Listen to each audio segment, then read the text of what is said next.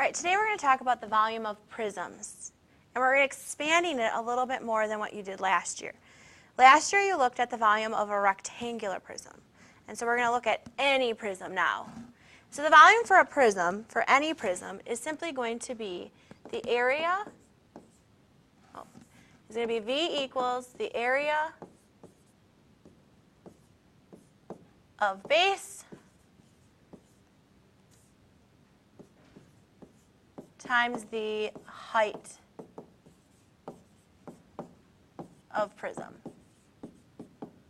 So essentially what you're doing is you're finding how many of these cubes or squares will fit in one layer of this prism, and then how many layers are you putting on top of each other. And that's where you're multiplying it by the height. So you looked at the rectangular or the square prism over here on the left side. And again, you should remember this from last year. If we want a formula for the rectangular prism, we simply find the area of the rectangular square, which is length times width, and then multiply it by the height. So the formula comes out really nice. So it's length times width times height. And you should remember that from last year.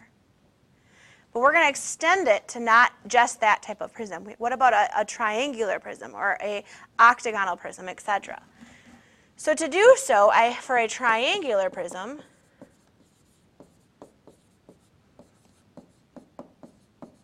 I need to find the area of the base. Well, I know my base is of a triangle. So I'm going to simply say the volume equals either half your base times your height, or base times height divided by 2. But because we have two heights in this problem, I want to make sure that I am being specific and using the right height for the triangle.